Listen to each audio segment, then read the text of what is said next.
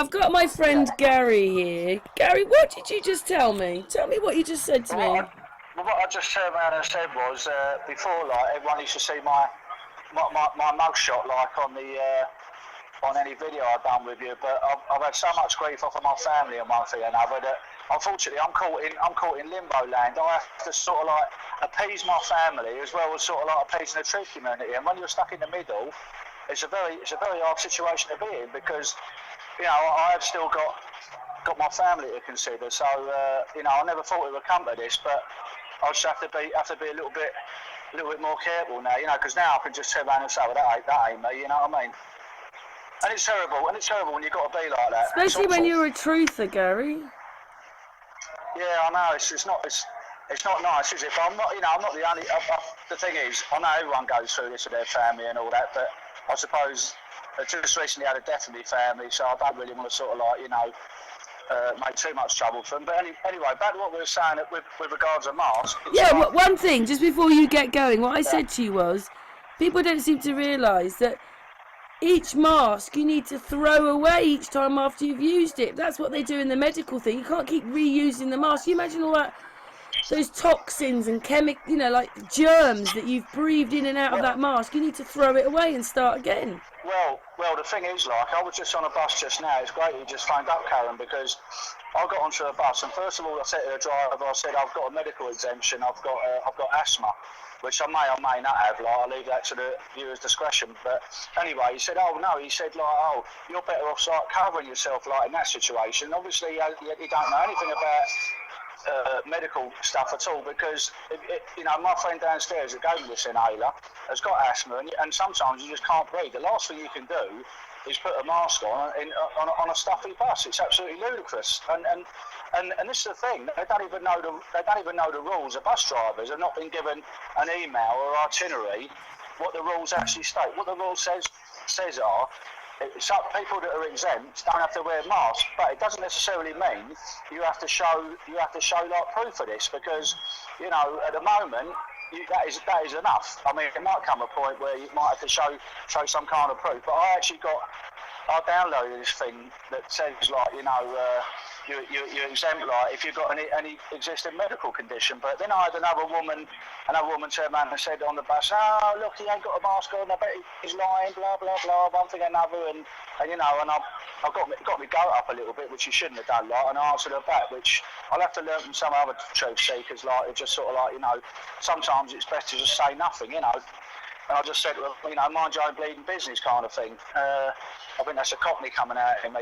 I mean, this is about yeah, but it makes us feel a bit like that because I actually feel quite offended when people come towards me with the mask because they're wearing it because they think that you have germs.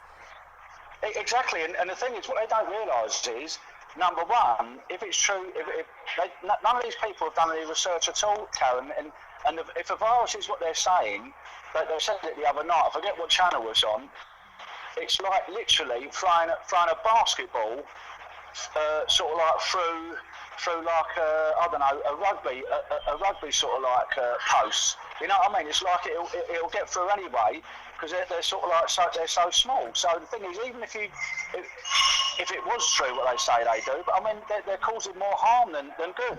They're restricting your breathing. Yeah, and anyway. like now like months later we've got designer ones, which is even worse because they make everybody look like they're Hannibal Lecter. And you can't read their thoughts. You can't really see their face. You don't know what they're thinking. Yeah. I call them pig snouts because that's what they remind me of. They remind me of pig snouts. And the thing is with them, I mean, I think they're even worse. I mean, the thing is, you used to use them for things on building sites. And I used to do building back in the day with the old man, God rest his soul. You'd wear them because you didn't want to sort of like get asbestos or like dust down your throat or whatever. But they're not meant for what people use them for. All that bacteria is building up, and people are not washing, like you said, people are not washing them. They're wearing them. They're not the throwaway ones, and they're wearing them for days on end, and even the cloth ones. So they're actually doing themselves more harm than good. It's absolutely ludicrous. It's like people. Do you think they want us in masks so that we go? It makes more people ill, and then those people go to the hospitals, and there's more numbers for them. Well, I'm thinking to myself, this is only my my idea that sort of like people that are wearing all these masks now and washing their hands all the time, and everywhere you go you're putting that gel on and one for another, it's lowering your immunity. So what happens is when the fall does come, when people do get the flu and things like that, their immunity is going to be on the floor, and they're going to be susceptible to everything. This is the way I'm thinking of. I'm thinking of like it's going to be so detrimental, and I think they know this. They know, give it another few months like down the line. Because I just wonder what's going on, because I just by accident came across a clip. It was in America and it was about 2 weeks ago, but it came up in my feed, news of 2 weeks ago. And the headlines are, hospitals can't cope with the admissions, there's no beds here. It's like, why are they doing all this? Of course there's beds everywhere, but you don't want to go in because they'll call you a COVID, they'll put you on a respirator and they'll say, what is it, you don't resuscitate.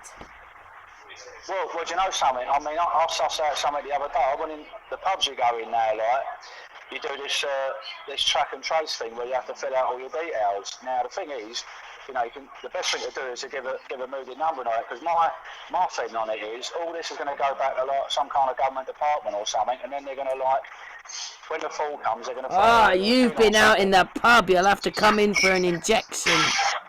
Well, I'm in the pub, exactly. I mean, I'm in the pub now, like, and then you're meant to do it now. You're meant to like fill out a thing, give all your details, give your phone number, your name. I have to say, me and Lee went to one the other day, a wine bar. It was a small one. We didn't have to do that, and everybody was sitting together nicely, and no one had a mask on in there. Well, no one's got a mask. Where I am at the moment, like, nobody, not one person has got a mask. So glad about that. I think everybody needs to take those things off. It's great. Well, the thing is, I've seen people on the way. I went out somewhere this morning with my mate, like, do a bit of shopping, and I see a geezer like jogging or on a push bike. I think both actually, jogging on a push bike, and they had like the real thick masks on. And I think to myself, my God, how much that bloke feel when he's trying to breathe with that thing on? He's breathing all his bacteria, all his CO2. I can't understand it. I really can't. How people have sort of like fallen for this so easy without. Not just that. I put a video on. I put a video on Unscrambled to show that they were making them in India and they were all over the floor. I know. I heard you when you was with. On a show the other night, like with BT and all that, you were saying it, and I think to myself, something. It doesn't surprise me at all. I've seen similar stuff, or if it's, that's right. So then they've been rolled about on the floor. Then they put in a packet, and they've already got bacteria on them. It's just so insane. But everybody realised that their masks were being made with germs all over it to start with. I mean, how ridiculous is that?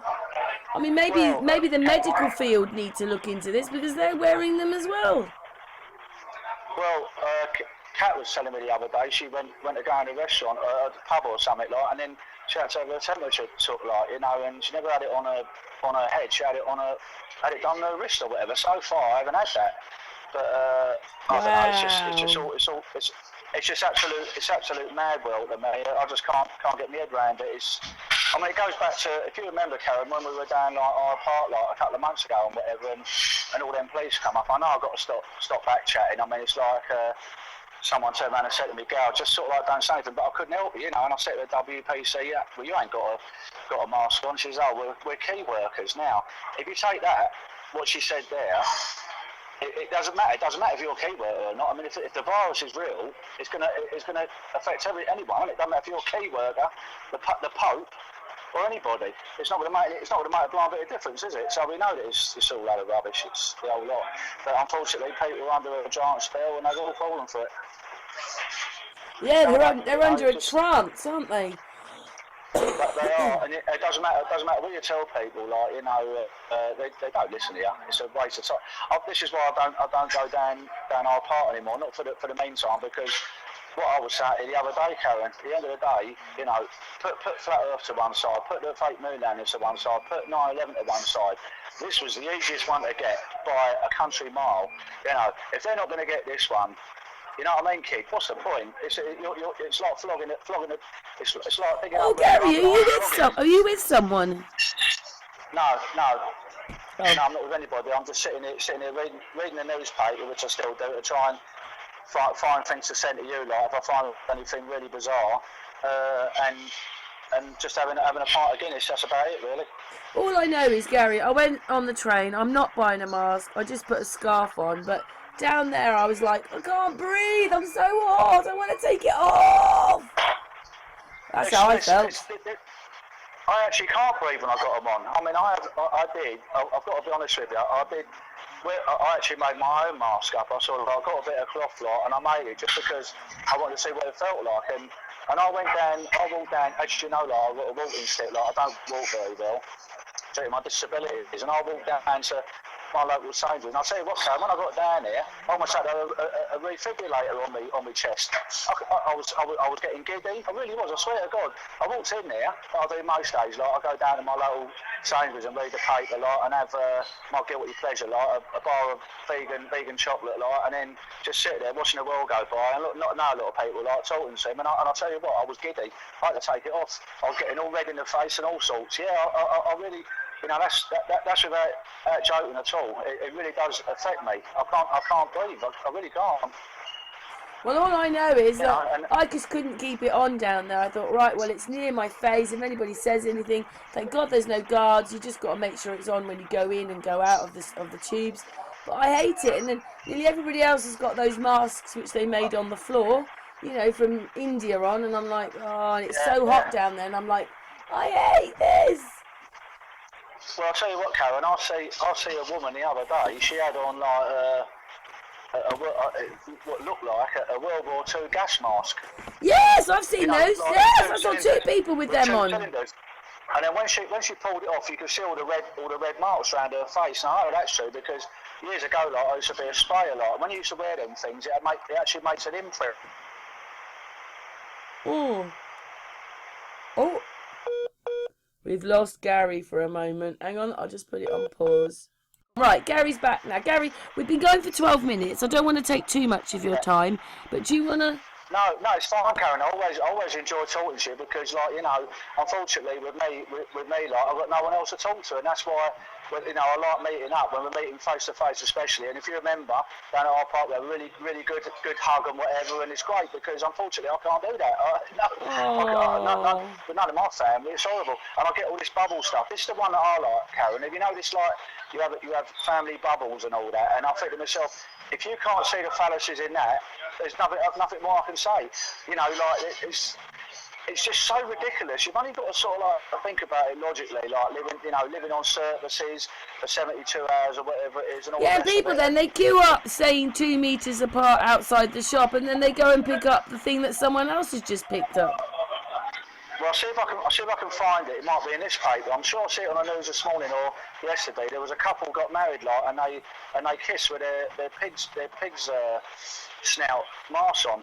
They were kissing with them on. You know? I know. It's all just. I don't know how they're gonna. Well, it's a family show. I've got to be careful what I say. But I don't know how they're gonna consummate the marriage, like, when they get in that night. But they she's gonna go. You can't touch me for 6 months. Oh, it's so funny. I think we're living in Cloudland. One day I'm gonna sort of like pinch myself, like, and I'm gonna wake up and realise it was all. Do you know what, people? What needs to happen is we need to just do what we need to do without worrying about the rest. Well, do you know something? Until like, I mean, and I guarantee you, I swear to God, there's no way on God's green earth if anyone's going to vaccinate me. They'd have to kill me first. They'd come marching through my door, knock me out, like, and do it under duress. When you realise chemotherapy is mustard gas, it's almost as if we're in a big concentration camp. Well, that's what I feel like. I feel we've always been here, Karen. I felt like we've always been in like a big open prison, but now we're starting to see it for real, you know. I mean, all these did you hear, like, NASA's, I think, sold out to some other space agency, and then in that you've got Elon Musk and all that. I do feel like we were bought out. Someone bought us. But I think so, and then we're just being played in the stock market. They won't get a lot out of me, love, I'll tell you. won't get nothing out of me.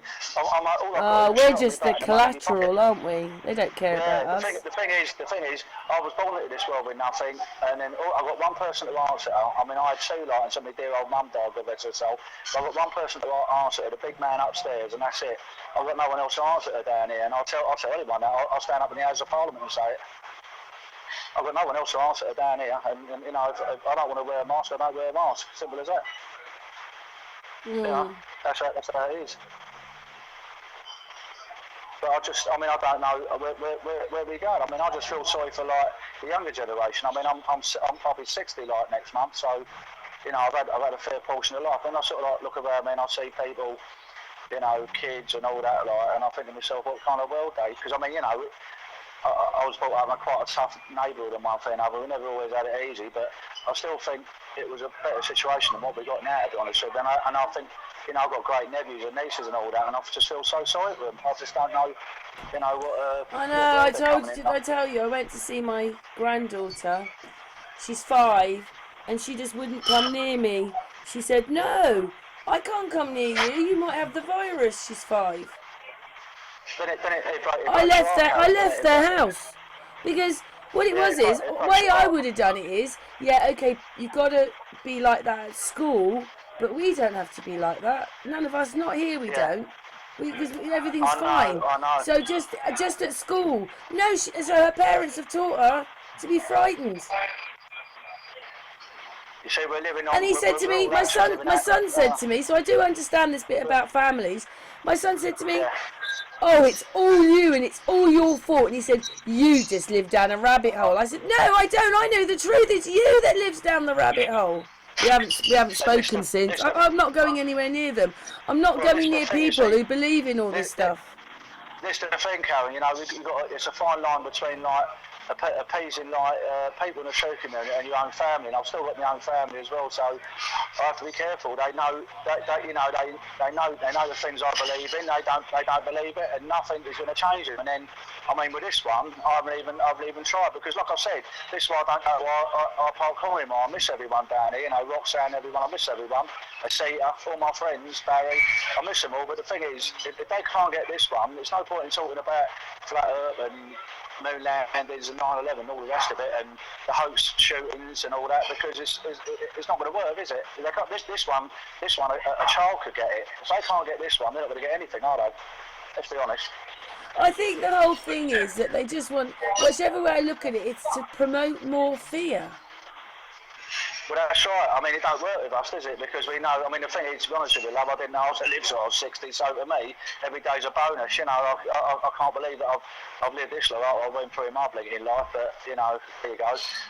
It's just, I just think to myself, even if it was all real, even if it was, say every little bit of it was real, I'll still carry on the way I'm going, because that's how I am, you know, and I'd say, well, hang on a minute, you know, that bloke like in North London didn't get me 35 years ago with a shotgun, like, maybe this germ ain't going to get me either. That's my attitude. And maybe it's the attitude to have as well, because when they want you to live your life through fear, you see, then they've always got control of you. When you ain't got, so the thing is, like, everyone's afraid of dying. When you're not afraid of dying, everything else is immaterial. With me, I don't care about dying. I couldn't care less. You know, I think it's something to actually look forward to, because this can't be what we're all meant to be. This our avatar body, like, you know, and then, you know, it's just a small part of the journey.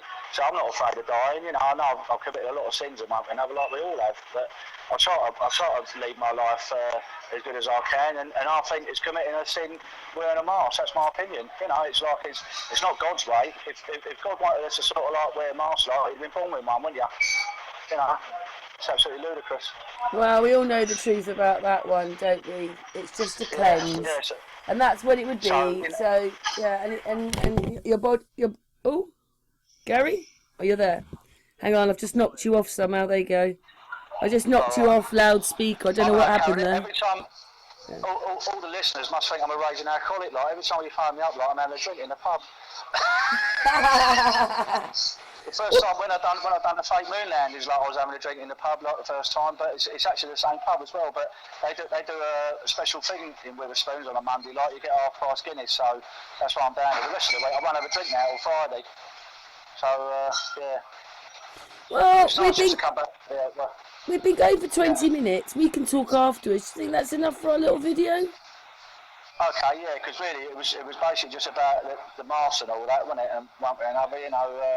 Some people, my mate said to me the other day, he said, "Hey, gal, you don't have to wear the mask in my flat, like." I said, I ain't got one on. It's meant to be a joke. Oh, my good friend.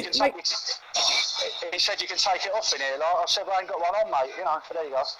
Just so that people know, I know Gary. I've met you a few times now, haven't I? And I do try and like bring a bit of comedy like to the show community because I'm like that Pete and Peter bloke. Them two, like I think you know, it's a very serious thing. It's good to be serious, but it's also good to put a bit of comedy in as well. You know, otherwise the thing is, especially at the moment, I think we need a bit of comedy. That's the thing. Imagine like if I was up on the stage like doing like a one-man show or something with a mask on, like they're not going to see your face expressions. Right? no, we weren't about to hear you either, because those things sort of like when someone's got a mask on, you can't hear what they're saying. Well, I've actually heard people speaking. Some people have been speaking to me, Karen. I'm just nodding my head like one of them dogs in the back of a car, like you know, just nodding. I haven't heard a word that he said. I just go, yeah, because he won't take the mask off. Yeah, like this. This is how they're talking to you. You can't really hear them. Gary, they're like this. You can't really hear them. They're all muffled up. Gary. Yeah, hello. Gary, for our we'll carry on talking, but I'll press the button. So, thank you, Gary, for that chat. Big hugs, love you lots, and love everyone in the truth community, each and every one of you. And I will be back at Hyde Park at some point, but at the moment, like I'm just sort of like chilling a little bit. Well, you get a bit, you know, it gets too much, doesn't it? Sometimes that's what it is. It does because I suppose I'm a bit cheesed off because I thought to myself, you know, everyone and his dog was going to get this one. I thought if you can't get this one, you might as well go and lay down somewhere like and give up because it's the easiest one of all to get, isn't it? And still don't get it. So I'm quite amazed that the medical establishment don't seem to get it, but I suppose they've been taught. They've been taught something, haven't they? They've been taught a virus, blah blah blah. Very quickly before we finish, like that's another thing, isn't it? I mean, you know, most virologists are sort of like being taught a certain way out of the textbooks, and they don't know any different. You know, it's only like Kaufman, like, and Amanda Holly and a few others, like they've started to look into it, or they looked into it for years, like, and they realise they're a load of garbage. So, well, the World Health Organisation says not to wear them. Well, there you go. So it's coming from them, isn't it? So it's only like the government have sort of like overseeded them, like, and then said you've got to wear one. So, you know, this is why. I think it's utterly cruel whatever they've done because, you know, whatever they've done, they've put us all in this system, and whoever's buying us, wow, who's buying us? That's what I want to know. Shall I tell you what's happened? I'll tell you what's happened, Karen. This is my own personal opinion, my humble opinion, and I think like when they rolled this out, they just went along to see how it would go. Thought they could get with it, and because they realised everyone rolled over, not everyone, we haven't, but most people rolled over so easy, they just carried on with it. That's what it is. They didn't realise how easy people were going to roll over with it. And remember I said to you about 2 or 3 months ago. So basically, they wanted riots, they wanted it all at the beginning, but we would. Because this is what they do. Because they spent years trying to tell us on the television what a disgusting race of people we are. We're always fighting and killing each other, but we're not. We're actually very peaceful people. We're very peaceful. We're peaceful. I went to school like in St John's Wood, and I went to school with, it's very multiracial with Indians, West Indians, Chinese, and to be honest with you, it's only when I left school, like, and I mixed with other people, you know, someone would turn around and say, oh, I don't like that bloke because it's this or that and the other, and I said, why? And I said, why is that? Because I never thought of it any other way. I just don't, I think of people as people. I don't think of them as anything, and to be honest with you, it's just all, they stir it all up. They stir it all up, and then people that do believe in it just do the blinking rest. But as I said to you a few months ago. Oh, we've lost Gary again. Hang on. He's back. He's back. Right. No, just one more thing. If you remember, I picked up on something months ago. I used to work like with printers. I used to work with printers, didn't I? And the thing is, there's no way on God's green earth all this printing was done in 5 minutes. It's taken years. Printing? What do you mean? Well. Oh. Oh, I think the call just dropped out. Oh no, he's still there. Hang on, I'm just going to pick Gary back up. Hang on, everybody. Gary's back now. Okay, one last thing is all this printing like has taken like months, if not years, to do. They can't just sort of like have all this printing everywhere with sort of like social distancing on and all that. It's impossible. You don't just walk into a printer's lot and say, I want this done in 5 minutes flat. This was all in warehouse, ready for us, you know. I did notice that it's probably been going for the last 3 or 4 years, because we found it on a nurse's Facebook for 2017, and it's got to be earlier than that. So they've obviously got leaflets done for back there, really, but we didn't seem to go. Definitely. It didn't kick off then like it's kicked off now. It takes 3 or 4 years, like, to do the amount of like leaflets they've done, obviously, and of course, a lot of these things on the floor like are useless now because it says 2 metres. It's gone down to 1 metre now, isn't it? So they're probably going to wheel out the 1 metres again soon. I don't know. Oh no! How can you go from 2 metres to 1 metre? What difference does that make? We should have been at 1 metre in the first place then. Well, the thing is, you know what I think they're doing, like getting for a laugh and a joke. Next time I go down to our park, I get a hula hoop. You know them hula hoop things that you sort of like use your hip on your hips, like you go round and round. You ever seen them? They're like right. A bit of plastic. They're about 1 metre. I'm going to get one of them, cut some holes in it, put some string on it, put it over my head, like, and then I know for sure that people are going to be 1 metre away from me. Right, Gary, when I next see you, I want a hug. You're going to get the biggest hug known to sort of like humanity, Karen, definitely, like we did last time. Oh yeah, you were great in Hyde Park. That was such a good day, that one. I really enjoyed that. It was. I shouldn't be so bolshy with the feds, like, but I suppose it's a lifelong thing. Well, because the police, I didn't film it. I was there. I should have filmed it, but it happened so quickly. They just came up and moved us, and I said, "Well, you haven't got a mask on." And he said, we don't have to. Do you remember? He said, we don't have to because we're doing something else. So we're covered not wearing a mask. And I thought, what? Well, I mean, the thing is, this is the thing. The show we never got that. We never recorded that because we can turn around and say, well, look, if the virus is real, it doesn't matter whether you're a cop or not, an MP or anybody, you're gonna or a builder on a building site, you're gonna get it, aren't you? It's the length of time because at this rate we're ticking along in the summer and then winter's going to be here again. Exactly. I'm dreading this winter. Well, you know something. I mean, if you're flying now, you've got to wear a mask, haven't you? I don't see many planes flying. I think that's because we've all woken up to the fact that they're free energy. I wonder if I can go. I've got a couple of tattoos already. If I can go and get a mask tattooed on my face, maybe I can do that. It's a tattoo. Anyway, Gary, for the video, we've been going on for 27 minutes now, but we'll say good.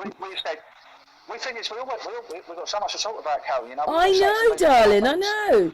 But we'll continue talking afterwards. It's just because you were mentioning that muzzle thing. Yeah, that's right. Well, I'm going to start a new thing. I'll call it a pig snout. So everyone that's hearing this, a pig snout. It reminds me of a pig snout.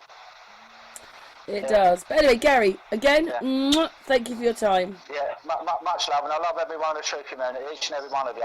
Hey. Take care. Hey. Yeah.